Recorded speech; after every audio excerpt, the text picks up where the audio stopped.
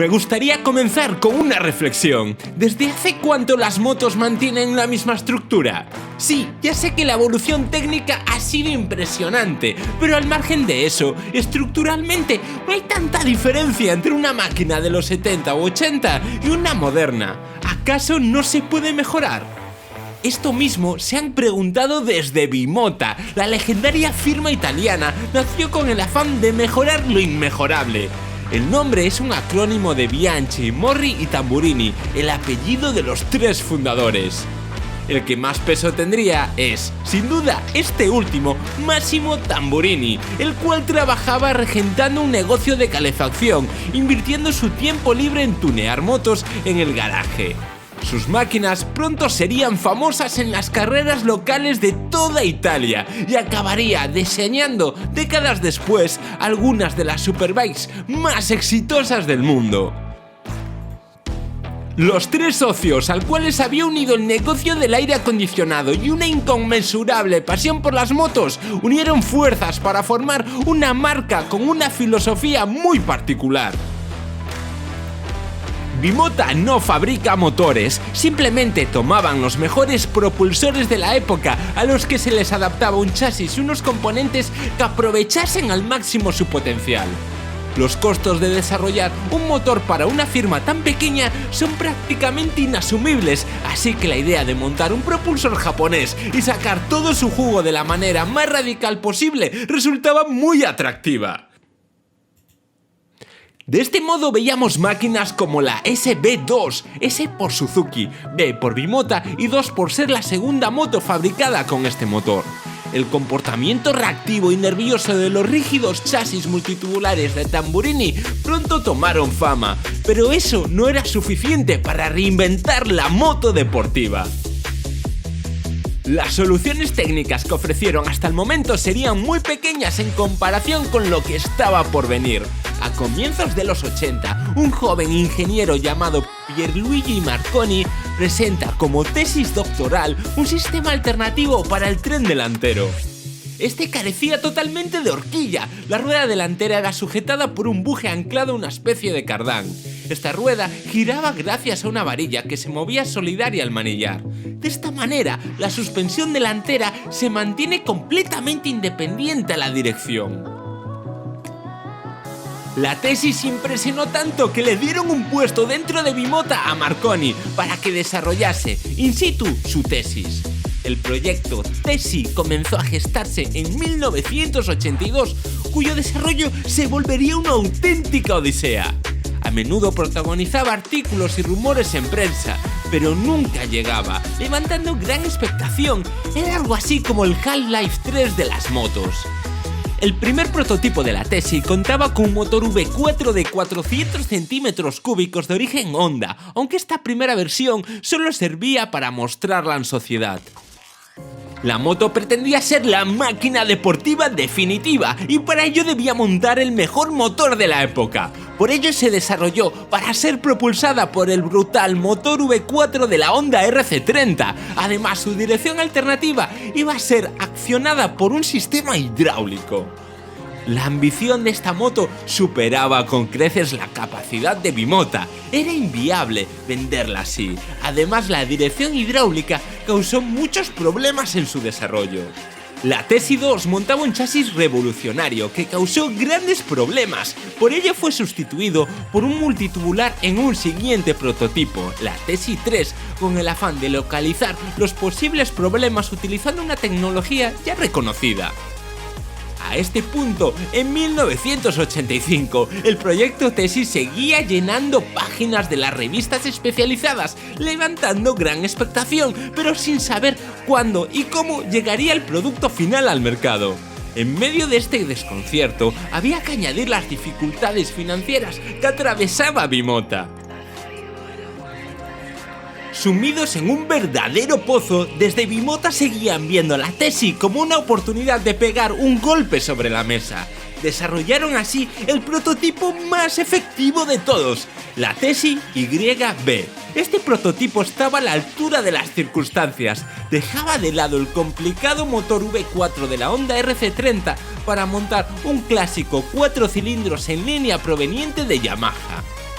Los problemas se habían subsanado. La dirección era esta vez mecánica, a diferencia de la Tesi 2, que aún montaba el sistema hidráulico, similar a los timones de las lanchas. Ahora era más precisa y transmitía sensaciones más directas. En mi humilde opinión es la versión más bonita, uno de los mejores diseños de Tamburini durante la época en la que estaba obsesionado con los carenados integrales. No se aprecia unión ninguna entre el depósito y el carenado. Parece hecha en una sola pieza. Con este prototipo comenzaron a ver la luz al final del túnel. Era francamente rápida. En su desarrollo estaba involucrado el mítico Giancarlo Falapa, apodado el León de Jesse por su estilo agresivo, algo a tener en cuenta si pensamos en la agresividad con la que se pilotaba a finales de los 80. Nadie como él para poner al límite a la Tesi. Desarrollaba mano a mano con Marconi, el cual había sido ascendido a ingeniero jefe de Bimota. La máquina ya no solo había subsanado sus problemas, sino que metía miedo a las superbikes de la época. Pero hay que destacar una cosa, era 1988 y la Tesi YB aún era un prototipo. La Bimota Tesi por fin se pondría a la venta en 1990, haciendo que la espera mereciese la pena.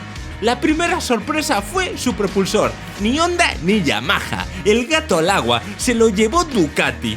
Montaba el mítico Desmodue, el mismo propulsor que las superbikes que dominaban el mundial por aquella época. El equipar un motor de 2 cilindros fue todo un acierto. De esa manera se convertía en una moto más compacta y con menos inercias, una de las preocupaciones más grandes a la hora de desarrollarla. Por si fuera poco, era más ligera, además de tener un centro de gravedad extremadamente bajo gracias a su suspensión delantera alternativa. Pero, ¿cuáles son los beneficios de este sistema? En una horquilla convencional, un mismo elemento cumple varias funciones como la dirección y la suspensión. Con el sistema de la Tesi, tanto la dirección como los frenos y la suspensión cumplen una sola función diferenciada.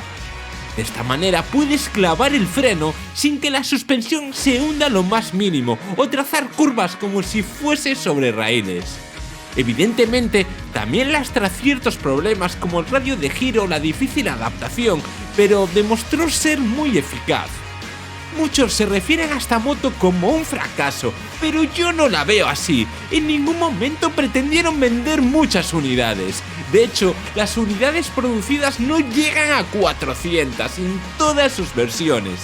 Teniendo en cuenta que se fue actualizando a lo largo de su vida útil, es difícil encontrar dos iguales. Sin duda, el precio ha tenido mucho que ver, aproximadamente unos $24.000 en la época. Si hoy en día parece una brutalidad, por aquel entonces superaba el sueldo medio de varios años de un español. Donde logró gran éxito fue, paradójicamente, en el mercado japonés, de donde provenían sus principales rivales. Incluso se llegó a fabricar una versión de 400 centímetros cúbicos para el mercado nipón, debido a las ventajas fiscales que tienen en ese mercado las motos con esta cilindrada. También en este mercado surgió una preparación hipervitaminada de la Tesi conocida como Folgore Bianco. Por si una moto de $40.000 de valor actualizado no era lo suficientemente exclusiva para ti. Aunque, en mi opinión, la mejor y más bonita Tesi 1D fue sin duda la edición especial que fabricaron para conmemorar el 20 aniversario de la marca. Las hermosas líneas de esta moto nacieron del lápiz del legendario Yoreto Giugiaro, célebre por diseñar máquinas como el primer Golf, el Maserati Merak, el DeLorean o el Lancia Delta. Mejoraba su aerodinámica, evitando su tendencia a levantarse a altas velocidades, además de incorporar unas suspensiones firmadas por Öhlins con mejor rendimiento. Su característico basculante delantero estaba mecanizado en lugar de forjado, además de contar con una nueva centralita. De esta hermosa máquina tan solo se fabricaron 50 unidades. Eso sin contar con las últimas 25 unidades, las cuales fueron comercializadas bajo el sobrenombre de Edizione Finale, vestida de estricto negro, incorporando fibra de carbono en su carenado. Por supuesto, esta máquina es un verdadero unicornio a día de hoy y no debes volver a lavarte los ojos si te cruzas con ella por la calle. La Tesi 1D cesó su producción en 1996, pero no con ella su historia. Durante su largo desarrollo, muchas personas aportaron gran cantidad de ideas. Una de estas personas fue Ascario Rodorigo, que terminaría dejando Bimota para montar su propio estudio de ingeniería. Este hombre decidió aprovechar sus conocimientos para fabricar una moto que sirviese de escaparate de su habilidad y su creatividad. Así nació la firma Virus, como un cisma de Bimota, que siguió desarrollando esta tecnología después de su bancarrota. Las Virus son algunas de las motos más radicales jamás fabricadas. Su historia y sus máquinas merecen una entrega aparte, incluso llegaron a competir en el Mundial de Moto 2. Esta máquina impresionó tanto que desde Bimota decidieron aprovechar su relación con Ascario para vender su moto bajo licencia con el nombre de Tesi 2D, con los colores de guerra de la firma transalpina. Montaba el mismo motor proveniente de la Ducati Monster 1000 que montaba la Virus. Sus 85 caballos no asustaban, pero con 150 kilos y una estética que no deja indiferente a nadie, consiguieron que las 25 unidades fabricadas se vendieran como pan caliente. Sí, la Tesi 2D era una moto increíble, pero ¿era realmente una bimota? Puede que no. Pero para despejar dudas, llegó en 2006 la Tesi 3D, dispuesta a dejar a todo el mundo con el culo torcido. La Tesi 3D era una máquina más enfocada a la diversión que en el rendimiento. Ya no era una moto desarrollada para circuitos, sino para carretera y rutas de montaña. Montaba el elástico motor de la Ducati Multiestrada 1100, capaz de desarrollar 98 caballos de potencia, bastante respetables para sus 168 kilos de peso. Llega a esta cifra gracias al uso de fibra de carbono y desechando gran cantidad de elementos innecesarios, dándole una apariencia inigualable. Por ejemplo, su sistema de escape se funde con el colín y el subchasis. Muchos de sus elementos quedan al descubierto, pudiendo apreciar mejor las horas de desarrollo invertidas en esta máquina. Aunque su principal seña de identidad está en sus basculantes. Tanto el característico basculante delantero como el trasero son tubulares. Estéticamente da la sensación de ser una continuación del chasis, mejorando además el ángulo de giro. Se vendió hasta el año 2013, despidiéndose con una versión mal llamada Naked. Esta máquina, con el manillar más alto y el escape lateral, nació después de que el jefe de diseño, Andrea Acquaviva, sufriese un accidente que le produjo dolores en la espalda. La idea de fabricar una moto radical, a la vez que cómoda, fue tan buena que decidieron comercializarla. Tras la Tesi 3D, Bimota atravesó su enésima crisis. Esta fue la peor de todas. De hecho, se le daba por muerta. Pero ocurrió algo que nadie se esperaba. Fue rescatada por Kawasaki. Algo prácticamente inconcebible. Si os fijáis en los grandes grupos automovilísticos, ninguno está capitaneado por una empresa japonesa.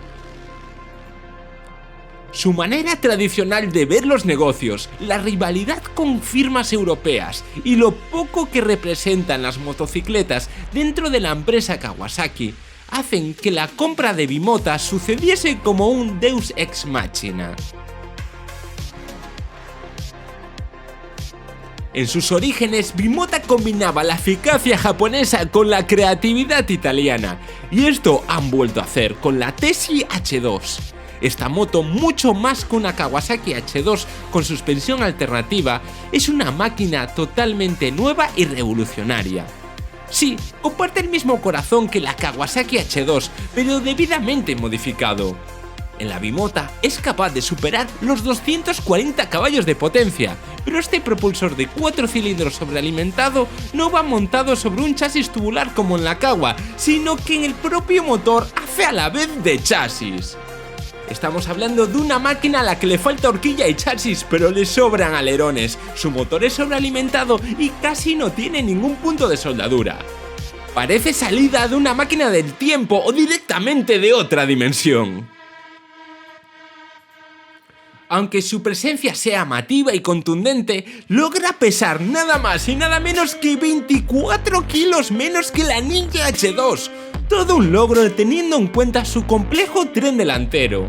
Hereda todas las ayudas electrónicas del modelo japonés, convirtiendo su conducción en una experiencia única. Pero, ¿cuál es el problema con esta moto?